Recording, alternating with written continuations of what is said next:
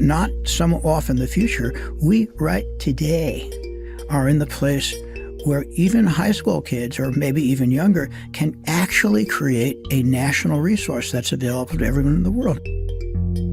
I'm Sarah Hansen. Today on Chalk Radio, my guest is Hal Abelson, legendary professor of computer science and engineering at MIT.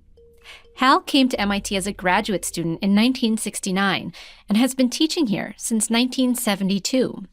He was instrumental in conceptualizing MIT OpenCourseWare, which is not at all surprising, given that he's dedicated his whole career to opening computer science to everyone, even and especially children. In this interview, we talk about his involvement in developing the first programming language for young people. We also talk about his App Inventor platform, artificial intelligence, and his vision for the future of MIT OpenCourseWare. So without further ado, here's my conversation with Hal Abelson. I want to take you back in time for a minute. Sure. Back to 1987. It was a very hot, muggy summer in Yardley, Pennsylvania, which is just across the river from Trenton, New Jersey. I'm from near there in New Jersey. Okay, so you know. I know the hot, muggy summers. You know the hot, muggy. So I was about 10, and we had only one window air conditioner in our house. And so my mom signed me up for a computer class. This was one of the first of its kind at a local elementary school during the summer, I think mainly just to get me out of the house. And so I go in. There are maybe like 10 other kids there. We pull up our squeaky chairs to this box-like beige computer, and it had maybe a little colored apple on the corner bottom.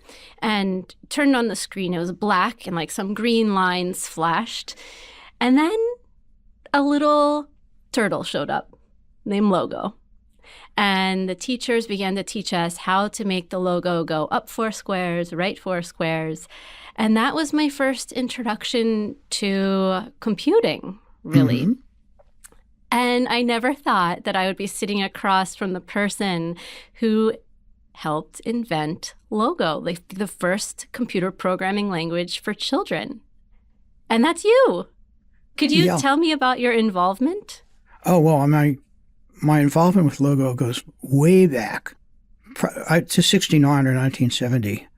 As far as the turtle, in 1987, of course, is late from my perspective of that. Yeah. But when I first showed up at MIT, I can say a little bit more about how I got to know Seymour Papert and Logo. But the first project I had was Logo originally was working with kids at Muzzy School in Lexington. And we had a thing called the Turtle, which was a yellow thing about 2 feet high that kind of looked like a vacuum cleaner on wheels. And that was the actual first turtle. And it was really the best one because kids could ride on it. So not only could they move the turtle around and write a program, but they could ride on it. But after a while, we got this idea, well, wouldn't it be kind of nice if you could do something on the display screen? And of course, in those days, you just didn't have a computer with a display. And you certainly didn't have one in Lexington, far from MIT. So we set up a thing where you could run a display over phone lines and write commands. And my first job at MIT doing things was, why don't you make a turtle thing that could run on the display? So Seymour, I mentioned a little bit before, he was a mathematician with an interesting background. He actually worked for Jean Piaget, the incredible oh my gosh, patron saint of all child psychology. He worked for Piaget and worked in Piaget's lab, thinking about that stuff. And then he came to MIT again as a mathematician to do mathematics research. He worked in topology. And then I guess I don't know how he got associated with Marvin Minsky, but the two of them together started the MIT Artificial Intelligence Laboratory. And then, as I said before, it really became a thing about intelligence and a thing about empowering, well, computers are for kids, was the phrase that we all used. A lot of the stuff comes from Seymour. He didn't invent the term computational thinking, but he sort of really popularized it because, again, coming from his background, the key word is thinking. So it's not about how do I make a program loop to sort numbers. It's about what does this have to do with the way I think about the world, the way I think about how to make things happen effectively. And one of the most obvious ways to do that is you put it in a very formal system like a computer. And part of that is just the thinking that goes with it. So he popularized this thing called computational thinking. He sometimes called it procedural thinking. The critical book is one he wrote called Mindstorms, which everybody should read and everybody should still read it. Mindstorms. Mindstorms. Okay. And it just expresses this philosophy. A lot of it, what he did, talked about the turtle, which is what you talked about in 1987. But it really focuses on, this is about helping kids get ways of thinking that are amplified by these incredibly powerful machines. And Papert really is the genesis of this. Papert then left the AI lab and then went to become one of the principals in the MIT Media Lab. He and Marvin Minsky just, again, really, really, along with Nicholas Negroponte, they really started the Media Lab and promoted it. And they ended it. And of course, one of the things that happened was working with Mitch Resnick, right, Professor Mitch Resnick these days, who started as a graduate student in the MIT AI lab working in Logo. And then in the Media Lab started the Lifelong Kindergarten Project, which really focused on partly computational thinking, but very, very much creativity. So Mitch really pushed that kids could use this thing to make these wonderful artistic animations and pictures and things, to see themselves as empowered creators. And of course, Scratch has been insanely successful. And it's still going with this image. But this really, really goes back to Seymour Papert. I can't emphasize enough how critical he was to this whole development of what people think about computer education these days. So at MIT in the Logo project, we refer to those things as the floor turtle and the display turtle. And my first job was actually to make a display turtle. So that's what you saw 15, 16, 17 years later. It evolved to that. Yeah. I have to ask, why a turtle? That's based on work by a British AR researcher named Graham Walter, who thought about these kind of autonomous robotic devices. It's even way before AI. If you look at what's called the cybernetics literature, Graham Walter was one of the leaders in that. And he made a device was programmed to kind of run around the room and plug itself back in. And he called that the turtle. Okay. And that's where we got the turtle from. Okay. This was specifically designed for children. And I'm curious, why children? Why was this important to you? So that really comes from a view of, what do you think all of this computer... Today we talk about AI for real and are impressed by it. But the model we always had, going back to a different kind of AI when I was at MIT in 1969, was the beginning of the MIT Artificial Intelligence Laboratory, which is the precursor to the MIT Laboratory for Computer Science, which is the precursor to MIT Computer Science and Artificial Intelligence Lab. So there was a lot of work initially in that. The leaders of the MIT Artificial Intelligence Lab project were Seymour Papert and Marvin Minsky. And so what was interesting in those days at MIT, the same graduate student researchers who were forging ahead at the boundaries of AI were also thinking about kids. And the link there was, how do you think about intelligence? So it wasn't just machines and it wasn't just teaching. It was, how do you try to understand intelligence from working across the boundary? So what was really nice is the same graduate students who were writing the breakthrough theses at the beginning of AI were also working with kids. And we had this expression, because then, of course, in those days, computers were used by the Defense Department and some very, very large industries We're talking 1970, 1971. And so the phrase we always had was computers are for kids. And that kind of persisted, eventually going into the MIT Media Lab, Mitch Resnick starting the Scratch program. And it was always really about creativity and kids. But there was a larger picture of what do we mean by intelligence? And again, I'm talking about 1970, 1971, 72. But that's coming back. If you look at today, the news today is all about, are these machines intelligent? And there's a little bit of deja vu there. But it's the same sense of, my God, we're making something that in that it's about intelligence as we see in kids, but it's also about what do we mean by what it means to be human. So there's a very deep kind of discussion that's going on, kind of, I was going to say under the covers, but certainly not now, certainly not in the last months. Yeah. But it really is about what do we mean by humanity? What are we? It's about us. Yeah. Yeah, and I think another thread there is whose intelligence and who gets to shape the Absolutely. artificial intelligence. And so what I see in your work is a strong intention to democratize computing. Yes, absolutely. Absolutely. I mean, the key, I run this project called App Inventor, but the key vision is this really is for everybody. And even when you talk about kids, it's not even kids who want to go learn about computer science. It's about giving kids the sense that this wonderful technology can be something that empowers them for their own personal goals. But of course that extends. It's not just about kids. It's about everyone who does not have technical training. So one of the things I'm interested in MIT is I teach a section of MIT's main introductory computing course specifically for people coming to MIT who have never programmed before.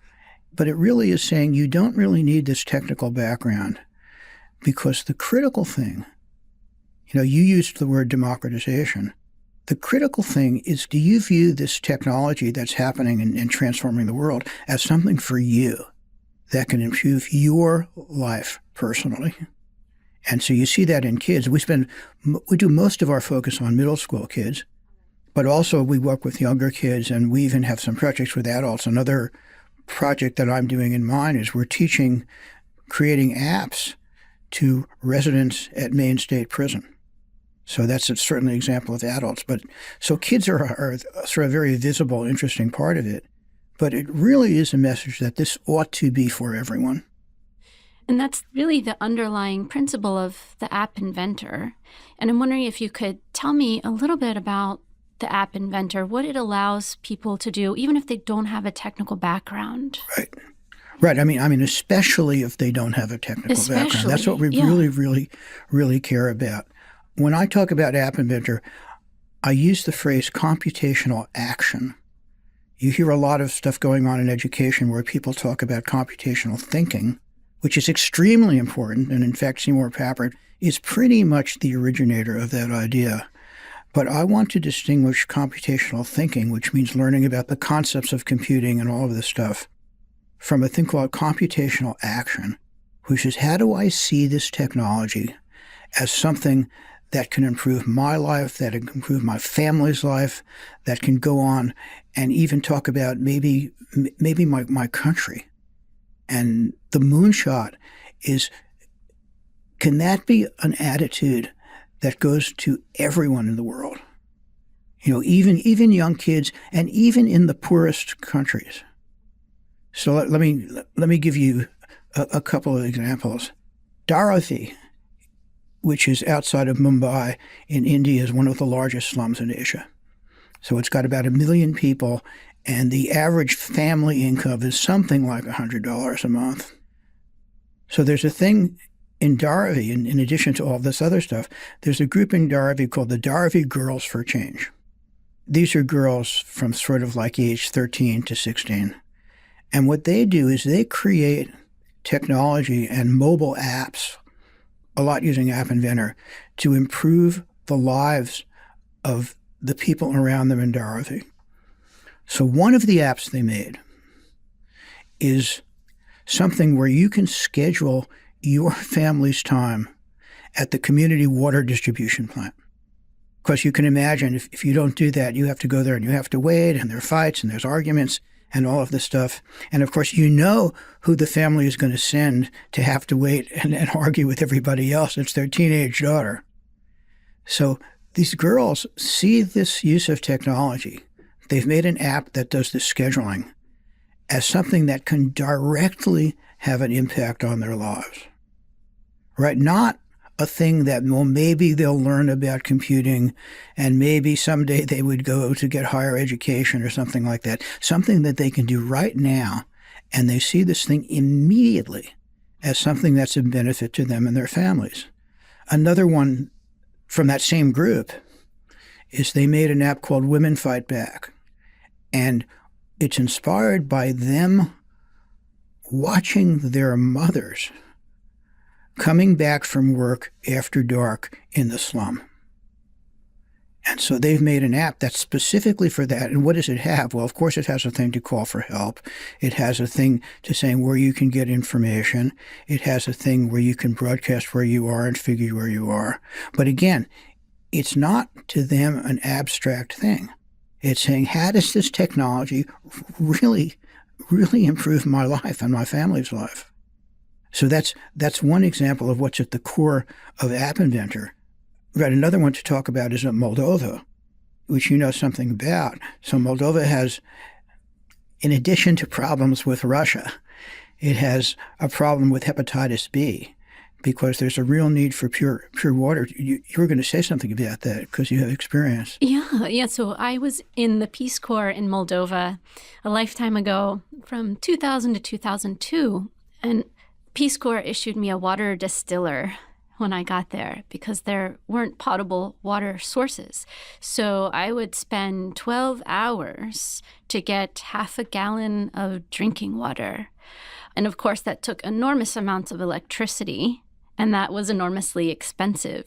So it was sort of a systemic problem to deal with. And so when I learned about what young adults in Moldova were doing with App Inventor, I got really excited. And I was like, yes, this is a real problem that youth are addressing through technology. And I would love if you could share a little bit more about what they did. Right. So this is a group of, I think it's 4 or 5 high school girls. And what they made is they made an app that you run on your mobile phone.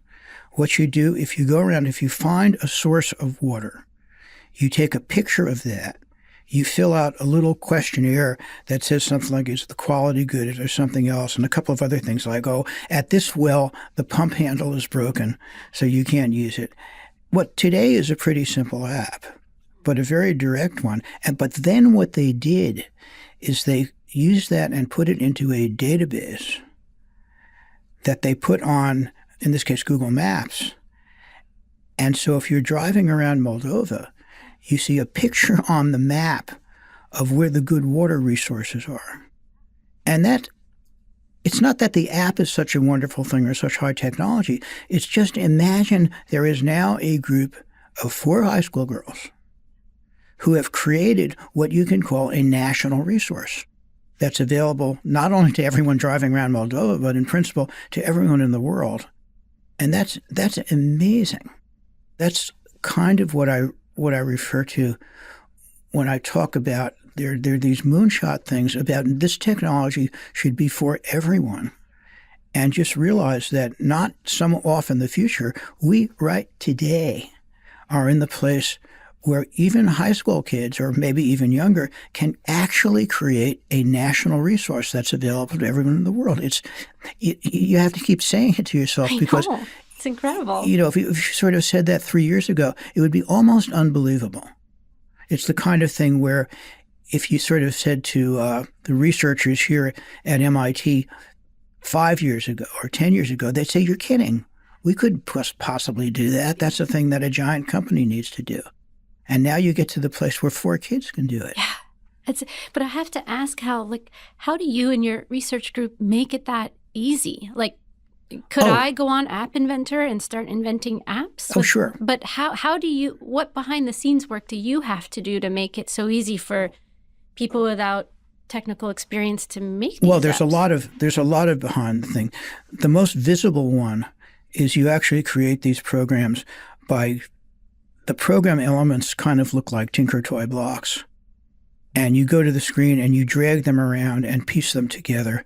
That's how you get an app. That actually comes, the jargon is block structured programming. We were inspired to do that by Scratch, seeing the great success of Scratch. And that Scratch's work was based on some previous work that started kind of at the very beginning in the Media Lab and a little bit before. But the idea is you don't really type programming code. You drag around these blocks, and that makes it easy. But then, of course, the other part of it is what can the blocks do? So, I have a block that lets me put something in a database. So for somebody to do that, you just have to drag this block and say what database you want to put it into. That's partly how you make it easy. But of course, the other way you make it easy is by presenting good ideas. There's a phrase that the most important idea to learn for kids in computation or for anyone is what's worth making. That's a big question. Not all of these technical things like loops and coding and all of this thing, but really what's worth making? How can you make a difference to yourself, and how can you make a difference to the world? That is kind of the key thing you'd like people to start understanding. And again, not just kids, everyone. Right. Well, I feel like that loops back to what you were talking about with AI and what is intelligence today. And I feel like this is exactly where we need humans. That's exactly right. Determine what is worth asking, what is worth knowing. Right. It's partly what's worth asking, what's knowing, and partly there's an enormous amount of research going on, as we both know. Right now, it's crazy. There's so much money going into startups making things like computer tutors and computer acting things. But what's not there is having the computer make an affective connection with people using them. I mean, I work in computing education, and that's just missing, right? We can make computer tutors as smart as we want and have all of this stuff. But what's really hard is to get what an outstanding teacher can do, which is the affective, emotional connection with kids. The world is right now so crazy, there are probably 8 startups that are working on this, but that's not where we are now. Yeah. Remember, Piaget's central idea is this thing called constructivism, right? Which kind of says people construct, and kids construct their own knowledge. We distinguish that from instructionism, which is not about giving people this data, but allowing them to create their own. So Piaget made a thing called constructivism.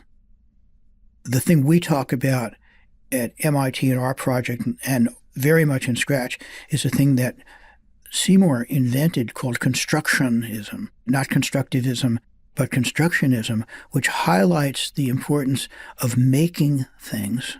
Right, not just making your own knowledge, but actually making things that with you can share with other yeah. people. Mm-hmm. And that is absolutely, absolutely central to how we think about things. Yeah. Yeah, so interesting. So interesting. But an important part, going back to Piaget and constructivism and how it connects with instructionism, is that you have to connect new knowledge to what students already know and their experiences. Absolutely. Their pre-existing knowledge, right? Oh, that's absolutely true. And so you have, going back to what you said before, if we move forward in this generative AI educational landscape, you need people who understand what students' previous experiences are and their context and what they know before you can even begin to attach new knowledge to it, right? So I think we would be remiss if we tried to replace people with AI entirely. Well, of course, there's a lot of research going on in that. The only thing to say these days, especially today, if you come up with any idea, there are probably 8 startups who are working on it. Yeah. So of course there's a lot of saying, how do we know what students already know, right, so that we can appropriately tailor our lessons to that. Yeah. But that really that's really instructionism. Yeah. And when I say what students already know, it's so much more than content area knowledge. Absolutely. It's their life experiences, their identities, their languages, their relationships to the community. It's so much bigger. Yeah, that's what's really, really critical. Right. And I don't know how large language machines or AI how they would tap into that in a human-like way. Well, I don't know either, but you can bet Oh, there no. are people working on No. it. There is just so much ferment and money and so much investor appetite for that. You can bet that on any idea, there are people working on it. I know. Well, I'm going to have to think about that for a while. I'm pro people. Okay. I know, we're going to have a future where we're going to all exist together. There's going to be AI and it's going to be people. And hopefully we'll live in a future where AI enhances what humans can know and do and create. Fingers crossed, everybody. Absolutely. That's where we're headed. Is there anything you think we need to think about specifically when engaging children with AI today as a group? What do you mean? Like when we're thinking about generative AI in the field of education and engaging children with leveraging AI or computing to, say, create apps for computational action, is there any critical questions we should be asking ourselves in that realm, specifically as it relates to children? Well, there's a lot of verbiage going on that's saying as these kids get older, they're in a world that is permeated with these kinds of devices. So the question is, how do you become an engaged, effective citizen in a world like that? What is it that you need to understand? And people say that sort of things. They say it pretty well. One of the things to understand is these things are not always truthful. They're not always right. They have lots and lots of defects. To be appropriately skeptical about what these things are doing. Because even today, forget about AI.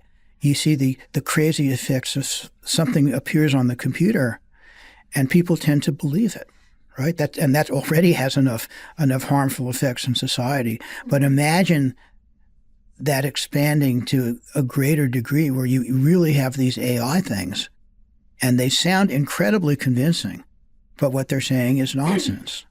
Yeah, I wonder, Hal, in the future, if our definition of reality will even change.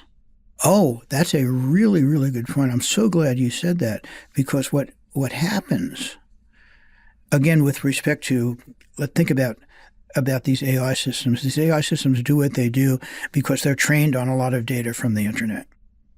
Now, just imagine that more and more of the stuff on the internet is the outcome of these AI programs themselves, synthetic, which themselves have things that are harmful and wrong in them. And then you sort of say, what's reality, right? Do we as a society even stop believing that there's such a thing as truth? Because the place where everyone's getting their information from is so polluted by exaggeration and by things that are false. So the real, I think, fundamental danger is that we as a society lose respect for truth. And that might sound extreme, but it's a real possibility. You see it now on the outliers of social networks, but just imagine that extending and extending and extending. So one of the things that you have to start with kids is to understand that these are not always right, and they can be both biased and they can be extreme. And so one of the things you do is try and instill skepticism in kids. Right. And I think an important part of instilling skepticism is human connection, because you have to be aware of what other people's realities are. Absolutely. Their experiences. And if we become so screen-centric and isolated from other people, we're never going to get those other perspectives. Yeah, that's right. There's a lot of science fiction authors who think about that, but that's becoming real. And, it's something that's happening now, and it's certainly something you can imagine seeing within 3 years or 5 years or something. Yeah. And we should be thinking about that now. Yeah. I think this all ties back to your deep desire to, as I called it, and I think maybe you agree, democratize computing action, because, if we don't, the reality of the world will be defined by the few people that have the technological skills to shape it. I think that is Absolutely, absolutely correct. And again, democratization does not mean that everybody knows a programming language or that everybody, understands what a loop is or understands how to make an algorithm or something. That's part of it. But really, it's a question of how can I view this thing as something that I personally can do to improve my life and to do something that hopefully has some social good in it. So that's why I said the critical thing, I think, in teaching kids about computing is not computer languages or all the stuff that I do in MIT courses, but what's worth making. What's worth making. Yeah. And I'm so curious where this comes from for you. Like this, you were involved with starting MIT OpenCourseWare back in the early 2000s. Right, about 2000. Yeah, right. you wanted to unlock knowledge again for everybody, and you were fundamental to that. And your work even before that, starting in the late 60s and 70s, allowing children to have access to computing. Where did that come from in your life? Like, what planted that seed for you? Well, let's see. I started doing stuff with computers, probably in high school, where we lived near an Air Force base in New Jersey. And somehow I just got a summer job there doing stuff. They got one of the first computers where you went through punched paper tape. It's so old that it was the place where you programmed by looking at the punch holes on the paper tape. And we did a little bit. They'd gotten this funny thing in this language called Fortran, and they just let us play with it a little bit. So that was my first exposure to computing. And after that, didn't actually do that much. And when I came to MIT, I came to major in mathematics as a graduate student. And about the third week I got there, the Students for a Democratic Society at MIT had a demonstration, and they took over some buildings, and in particular, they took over the president's office. And they held open house in Howard Johnson's president's office. And I said, oh, my God, here I am, a brand new graduate student at MIT. When would I ever in my life get a chance to see the president's office? So I walked in, and there was one of my friends who I went to high school with. And we sort of said hi, and he said, what are you doing? And I said, I'm looking for something interesting to do. Do you know an interesting place that I can find something, that I can do something? And he said, well, why don't you go to this place called the Artificial Intelligence Laboratory? So I walk over there, and there was a talk. There was a talk by Seymour Papert, who was a math professor then, and Cynthia Solomon, who was sort of his assistant in running the Logo project. And he gave this talk and showed off, the turtle. Yeah. The floor turtle and those things. Yeah. And it just blew my mind because what it said to me as a math graduate student, these math ideas that I really, really loved and I thought were so beautiful are a thing that actually could be communicated and used by children. And that was the key. So I went to this talk. I think the title of the talk was Teaching Children Thinking. Again, remember the whole idea is about what's intelligence. Yeah. Right? And I said, gosh, I would love to work in this. So I walked back around the AI lab and I rode the elevator up. And the elevator door opened and in there walked Seymour Papert. Okay. And he said, who are you? And I said, I'm a new graduate student. And he said, what are you doing here? What would you like to do? And I said, well, can I work for you? And he said, oh, sure, you can work for us. We've got this project we'd like to do where we have this brand new display that can run remotely, and we have this turtle. Would you like to make a turtle thing that runs on the display? So that's how I got started in this. Wow. I mean, one elevator ride. Yeah. Oh, yeah. I keep telling that, by the way, to students here and lots of places. There is so much stress these days in students going all the way back through junior high school. And certainly there are students who show up at MIT and they've completely figured out what they want to do. And that's a little sad for the kind of talent we have here, or the kind of talent that's around anywhere. That's They true. seem to be so fixed. They've already I'm an advisor to students. They've already figured out what they need to take junior year or senior year. And that's just really sad because there is so much raw talent here. It's incredible. They could be doing anything. Yeah. And also, again, this points to the power of human connection, being with others, riding up in an elevator that could change your life. Like, we need people. Yeah, I mean, I'd love to tell that story, especially to my freshman advisees. Yeah. To say there's a lot of room for randomness and just lots of things happening. Don't try to plan everything else. And just realize that you are so talented that you can make it in lots and lots of areas. Find something that you really think you're going to love and want to work on. Yeah.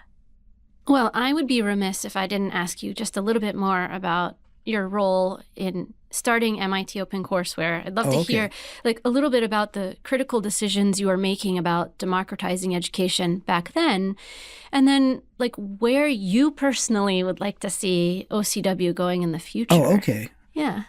Starting around, well, right before 2000, there was, of course, a lot of stuff about the internet. We were at Laboratory for Computer Science. There was a lot of the research in MIT getting on the internet and doing the things. And now it was becoming that people were noticing and noticing. And Chuck Vest, president of MIT then, would tell the story about he'd go around giving talks to groups like MIT alumni and things. And he'd get these questions like, there is this internet. What's MIT doing about it? Yeah. Right? So this is to the president of MIT. So they formed a thing. He and Bob Brown, who was provost then, who's now, I think, just stepped down as president of BU, started a thing called the MIT Council for Educational Technology. And for some unknown reason, they asked me to chair it. And it was about, what's kind of really worth doing as an MIT initiative. Well, there's that question. What is worth doing? Yeah. So what everybody was doing then, universities had decided that this internet thing and being able to do things was going to be a gold mine. And what they were going to do is record all of their courses and put them on the internet. In that case, it was sort of videos. It was something called MOOCs, which is still around, massive open online educational. But that was going to be the university gold mine. We're going to take our courses and put them up for alumni and industry and everybody. And this was sort of the path to the future. The question is, is MIT going to do that? So our council started talking about that. One of the intelligent decisions we made is that we hired Booz Allen as consultants who actually did a real study about this thing and found out, for the amount of money it cost to put this thing on and the number of MIT alumni, which is a lot, but not at the scale we're talking about. This is doesn't even have a chance of breaking even. Oh, if you're thinking about money. Wow. Okay. So we sort of ground on that a little bit and saying, what are we doing? And then there's a guy who's still on the faculty, but I think just stepped down, named Dick Yu, and he was assistant dean, I think, of engineering. I'm not sure, but he was on the council too. And he was sort of talked about, going to the refrigerator at night and thinking about this. And suddenly it occurred to him, why don't we just give it away? And then came back, we talked about it in the council. And we said, that's not such a crazy idea because if we give it away, we can use it as a source for funding. So this was even imaginably practical. And it was totally in the opposite direction from which all of the other universities were thinking about. So again, it's not that MIT doesn't want money, but we actually like it as philanthropy. And the other nice thing about MIT that's really, really true is the MIT administration is very, very good at promoting good ideas. So, we weren't sure whether we were making a joke or not when we said give it away. And Bob Brown and Chuck Vest grabbed on this and they said, wow, that is a really, really good idea. So they went out and they promoted in terms of MIT, got the initial grant from the Hewlett Foundation and the Mellon Foundation, and that was the beginning of how OpenCourseWare worked. That's how it got off the ground. And then, of course, the idea was that it was really exposing MIT educational contributions to the world. And as part of that, we really meant the world. So part of that is that it was free. And I know that persists in OpenCourseWare to this day. And it's always been MIT seeing itself as a world resource, not sort of as a special kind of business that does things. So again, I think that's the core thing of OpenCourseWare, that it really, really, really is for the world. And then the second thing, of course, it becomes an opportunity to show off contributions of MIT faculty, which are just very, very good, of course. So my hope for OpenCourseWare is that we figure out how to expand more and how we inspire other institutions to do the same kind of thing. And from my view, there aren't enough of them. I was talking yesterday to someone who has just been hired for OpenCourseWare to think about collaboration with things. And we need a much better thing to involve other institutions in the kind of thing that we're doing to set out that kind of worldwide educational resource. So that's my really hope for OpenCourseWare. I'm on the MIT Faculty Advisory Council. I'd like to advocate for that, and I think a lot of people would. But again, it's a thing that really, really needs institutional support at the highest level, because it really is a big commitment. Yes. Thank you so much. Okay, well, thank you. It's been a real pleasure. That was Hal Abelson, a true pioneer in democratizing knowledge. You can find his work and teaching materials on our MIT OpenCourseWare website. As always, they are openly licensed, so you can reuse and remix them in your own teaching. You can help others find the materials too by subscribing to the podcast and leaving us a rating and review. Thank you so much for listening. Until next time, signing off from Cambridge, Massachusetts, I'm your host and logo aficionado, Sarah Hansen from MIT OpenCourseWare. MIT Chalk Radio's producers include myself, Brett Paci, and Dave Lashansky. The show notes for this episode were written by Peter Chipman. Jason Player made our episode cassette animation on YouTube. We're funded by MIT Open Learning and supporters like you.